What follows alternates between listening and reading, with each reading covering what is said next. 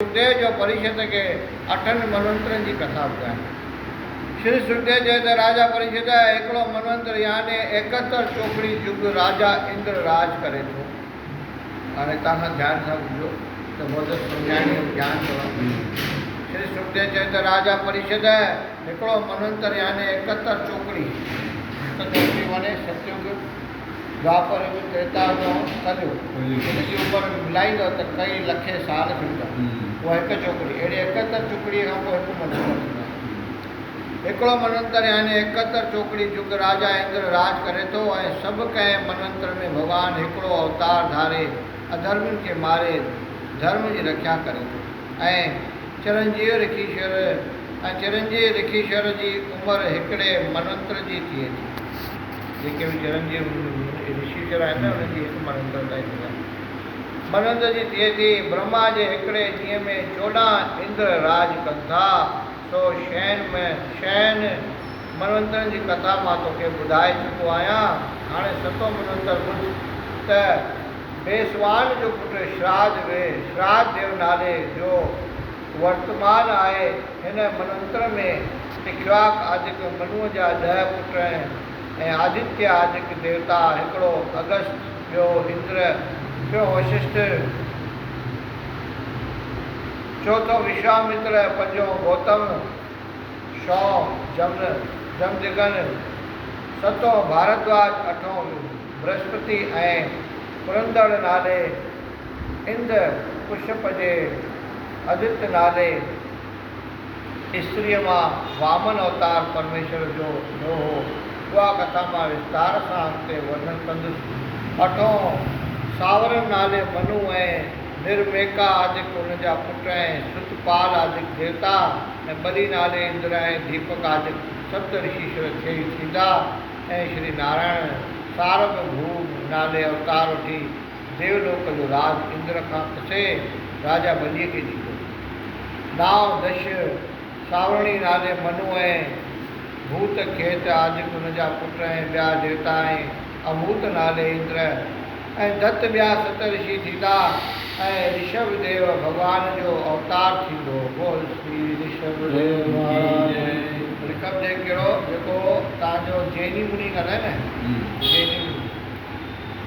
ऋषभ देव भॻवान जो अवतार थींदो। 9 ब्रह्म सावणी नाले मनु ऐं भूषम आदिक उन जा पुट ऐं हबश संत आदिक 7 ऋषीश्वर ऐं सत्या आदिक देवता स्वयंभू नाले इंद्र थी परमेश्वर अमृति नाले अवतार वठंदो। 11 परम सावणी मनु ऐं अनागत ॿिया उन जा पुट ऐं भंगम आदिक देवता ऐं ॿिए धर्त नाले इंद्र ऐं पूर्ण आदिक 7 ऋषीश्वर थी नारायण जी धर्म सेतु नाले अवतार धारण कंदो। 12 रुद्र सावनी नाले मनु ऐं देव वामन आदिक उन जा पुट राजधामा इंद्र ऐं हित आदिक देवता ऐं मूर्त आदिक 7 ऋषीश्वर ऐं सुधा नाले भॻवान जो अवतार थींदो। 13 देव सावरणी नाले मनु ऐं छत्रसेन आदिक उन जा पुट ऐं शुकर्म आदिक देवता ऐं दिवसपत नाले इंद्र ऐं निर्मेक आदि 7 ऋषीश्वर थी परमेश्वर योगीश्वर नाले अवतार वठंदो। 14 इंद्र सावनी नाले मनु ऐं गंभीर आदिक उन जा पुट ऐं पोइंद्र आदिक देवता ऐं सूची नाले इंद्र। अग्नि वाहु 7 ऋषीश्वर थी बृहद बानु नाले ईश्वर जो अवतार थींदो। हे राजा 14 मनवंतर ब्रह्मा जे हिकिड़े ॾींहं में गुज़री वञनि था। इहा कथा मूं तोसां वर्णन कई ऐं सभिनीनि कल्पनि में इहे मुनि अदल बदल फेर करे राज कंदा था। बोल श्री नारायण भगवान। अञा ऊपर अॻिते जी मूंखे लॻो हिन में थी वियो। अजाओ 14 सुभाणे नंढो हाणे अॻिते लॻा।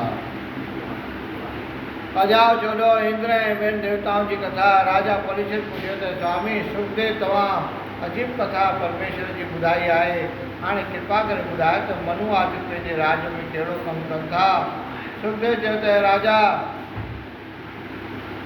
सभु कंहिं मनवंतर में मनु ऐं मनुअनि जा पुट सभई मनु ऐं मनुअ जा पुट सभई परमेश्वर जी आज्ञा मूजिब हिन प्रति चई परिक्रमा ॾेई धर्म जो रवाज पखेड़ंदा ऐं देवताऊं यज्ञ जा हिसा आहुतियूं ऐं पूॼा वठंदा ऐं राजा इंद्र दैतनि खे मारे टिनि लोकनि जी रक्षा करे थो।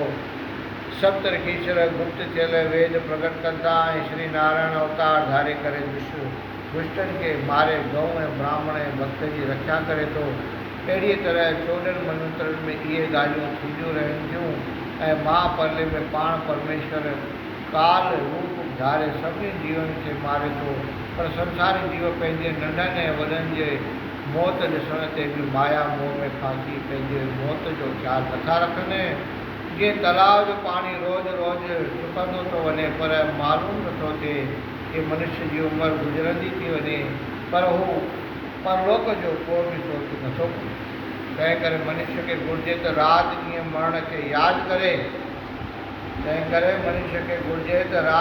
मरण खे यादि करे बुरो कर्म भुले बि न करे ऐं सदाई परमेश्वर जो सिमरन कंदो रहे।